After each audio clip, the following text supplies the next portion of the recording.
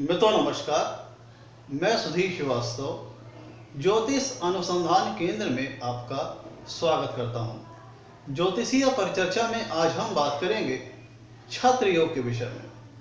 छत्र योग एक अत्यंत सुफल देने वाला योग है। छत्र योग का उल्लेख फल दीपिका ग्रंथ में किया गया है। छत्र योग जिन लोगों की कुंडली में होता है, ऐसे लोग अत्यंत बुद्धिमान होते हैं, ज्ञानवान होते हैं, भाग्यशाली होते हैं। जिन लोगों की कुंडली में छत्र योग का निर्माण होता है, इन्हें अपने जीवन में संतान का बहुत अच्छा सुख प्राप्त होता है, संतान से संबंध बहुत अच्छे रहते हैं। जिन लोगों की कुंडली में छत्र योग होता है, ऐसे लोगों को अपने जीवन में बहुत अच्छी उच्च स्तर की विद्या प्राप्त होती है। ऐसे लोगों के पास शार्प इंटेलिजेंस होता है। ऐसे लोगों के पास शार्प इंटेलेक्चुअलिटी पावर होती है, बहुत तीक्ष्ण बुद्धि के स्वामी होते हैं। जिन लोगों की कुंडली में छत्र योग का निर्माण होता है, ऐसे लोगों के पास स्पेकुलेशन पावर बहुत जबरदस्त होती है। मतलब भविष्य में होने वाली किसी घटना के बारे में इन्हें सटीक पूर्वानुमान लगाना आता है, सटीक गेस करना आना आता है। इसलिए ऐसे लोगों को बेटिंग से संबंधित बिजनेस में, शेयर, लॉटरी से संबंधित बिजनेस में बहुत अच्छी सफलता प्राप्त होती है। जिन लोगों की कुंडली में छत्र योग का निर्माण होता है, ऐसे लोग बहुत भाग्यशाली होते हैं। सभी जरूरी विषयों में इन्हें गवर्नमेंट का बहुत अच्छा सपोर्ट प्राप्त होता है, गवर्नमेंट से बहुत अच्छा फेवर प्राप्त होता है। जिन लोगों की कुंडली में छत्र योग होता है, ऐसे लोग बेहद तीक्ष्ण बुद्धि के स्वामी होते हैं। बहुत तीक्ष्ण बुद्धि और बहुत तेज बुद्धि, कहने मतलब बहुत अत्यंत बुद्धिमान होते हैं। पंचम भाव बुद्धि जो छत्र योग का निर्माण होता है, वो कुंडली में पंचम भाव से इसका निर्माण होता है। इसलिए छत्र योग जिन लोगों की कुंडली में होता है, ऐसे लोग बहुत अत्यंत बुद्धिमान होते हैं, अत्यंत ज्ञानवान होते हैं, बहुत शार्प इंटेलिजेंस के स्वामी होते हैं। मतलब ऐसे लोगों के पास काफी शार्प इंटेलेक्चुअलिटी होती है, मतलब बहुत तीक्ष्ण बुद्धि। जिन लोगों की कुंडली में छत्र योग का निर्माण होता है, ऐसे लोगों को गवर्नमेंट से विशेष फेवर प्राप्त होता है, प्रेम में सफलता मिलती है, संतान का बहुत अच्छा सुख प्राप्त होता है, काफी भाग्यशाली होते हैं, राजाओं के समान जीवन जीने वाले होते हैं, उच्च स्तर की सोच विचार रखने वाले होते हैं। जिन लोग की कुंडली में छत्र योग होता है, ऐसे लोग धार्मिक विचारधारा के होते हैं।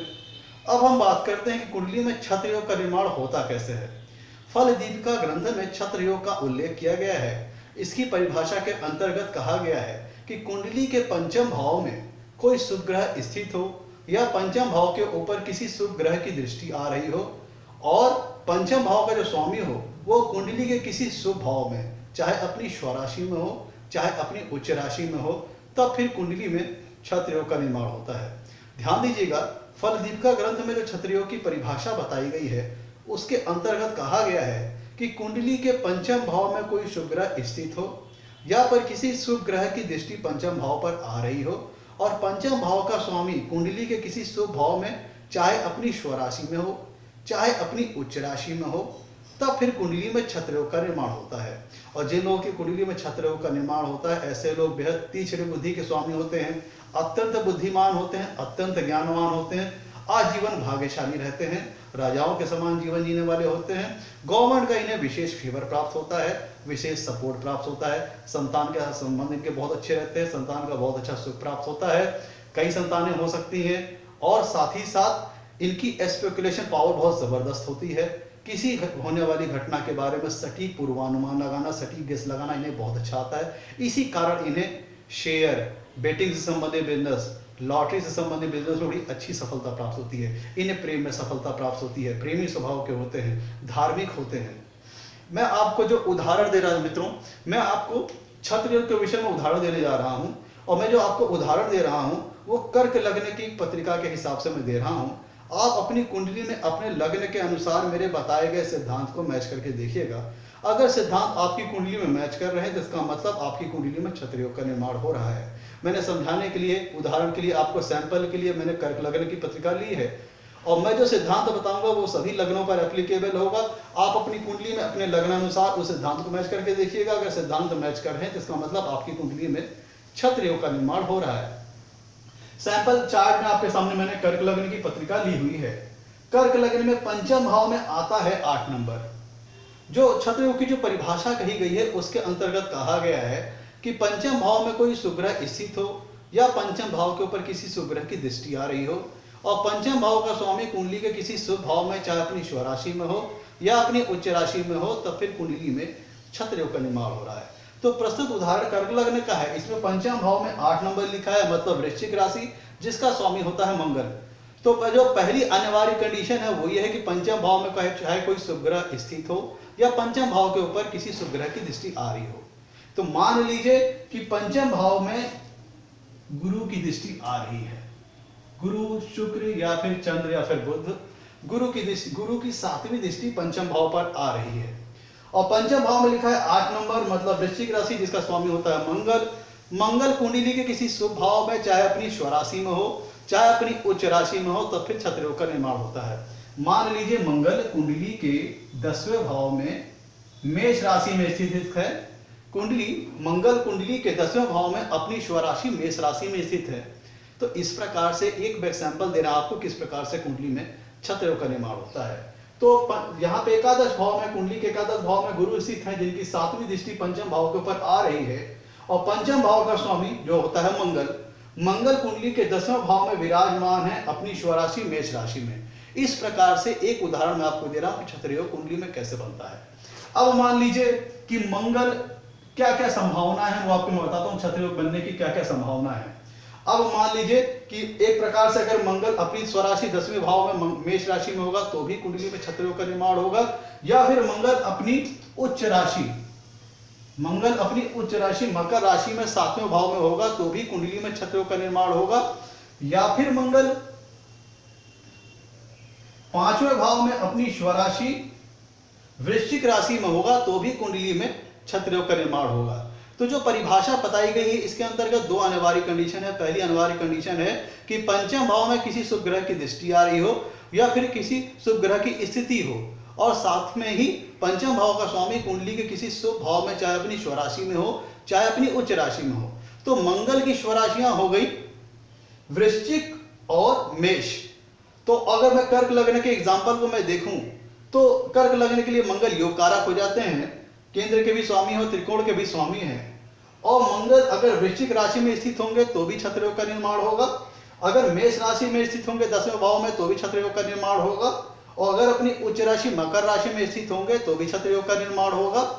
और पंचम भाव में चाहे कोई शुभ ग्रह स्थित हो या फिर किसी शुभ ग्रह की दृष्टि आ रही हो। मान लीजिए गुरु यहां पे मंगल के साथ स्थित है, गुरु यहाँ पे मंगल के साथ स्थित है। तो इस प्रकार से जो कंडीशन है कि पंचम भाव में चाहे कोई शुभ ग्रह हो चाहे शुभ ग्रह की दृष्टि आ रही हो, और पंचम भाव का स्वामी कुंडली के किसी शुभ स्थान में, चाहे अपनी स्वराशि में हो चाहे अपनी उच्च राशि में हो, तो छत्रयोग बनेगा। तो 2 अनिवार्य कंडीशन हो गई। तो पहले अनिवार्य कंडीशन के अंदर जो मैं आपको उदाहरण दे रहा हूं उसके अंतर्गत जो अनिवार्य कंडीशन है कि पंचम भाव पर किसी शुभ ग्रह की दृष्टि आ रही हो या कोई शुभ ग्रह स्थित हो, तो पंचम भाव में गुरु स्थित है और मंगल यहाँ पे अपनी स्वराशि के होकर के पंचम भाव में ही स्थित हैं, तो फिर दूसरी अनिवार्य कंडीशन भी पूरी हो रही है। तो इस प्रकार से कुंडली में छत्रयोग का निर्माण हो रहा है। अब इसके ऊपर चाहे शुक्र की दृष्टि आ जाए तो भी छत्रयोग बनेगा। मंगल अपनी स्वराशि में स्थित है पंचम भाव में, और तो कहने का मतलब यह हुआ कि संभावनाएं क्या क्या है छत्रयोग बनने की। वो ये है कि पंचम भाव में कोई शुभ ग्रह स्थित हो या पंचम भाव पर किसी शुभ ग्रह की दृष्टि आ रही हो, और मंगल कुंडली के और पंचम भाव का स्वामी कुंडली के किसी शुभ भाव में, चाहे अपनी स्वराशि में हो चाहे अपनी उच्च राशि में हो, तो छत्रयोग का निर्माण होगा। और प्रस्तुत उदाहरण में पंचम भाव का स्वामी होता है मंगल, और मंगल इस कर्क लगने के लिए योग कारक हो जाते हैं। तो चाहे मंगल पंचम भाव में अपनी स्वराशि में हो, चाहे 10वें भाव में अपनी स्वराशि में हो, चाहे 7वें भाव में अपनी उच्च राशि में स्थित हो, तो फिर कुंडली में छत्रयोग का निर्माण होगा।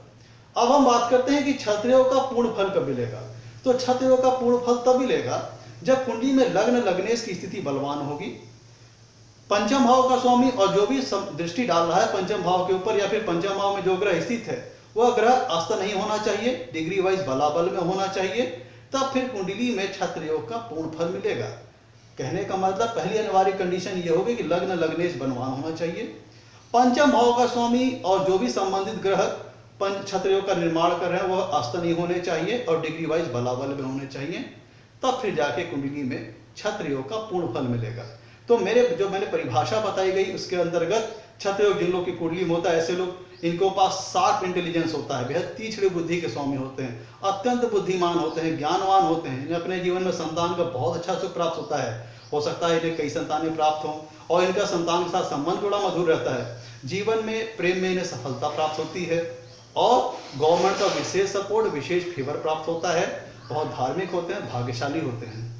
मित्रों, आज के लिए इतना ही। आपसे कहना है मेरे वीडियो को लाइक करें और मेरे चैनल को सब्सक्राइब करें, ताकि आने वाले वीडियोस की आपको जानकारी मिल पाए। और आपका सब्सक्रिप्शन और लाइक हमें मोटिवेशन देता है आगे वीडियोस बनाने के लिए। मित्रों, आज के लिए इतना ही। धन्यवाद।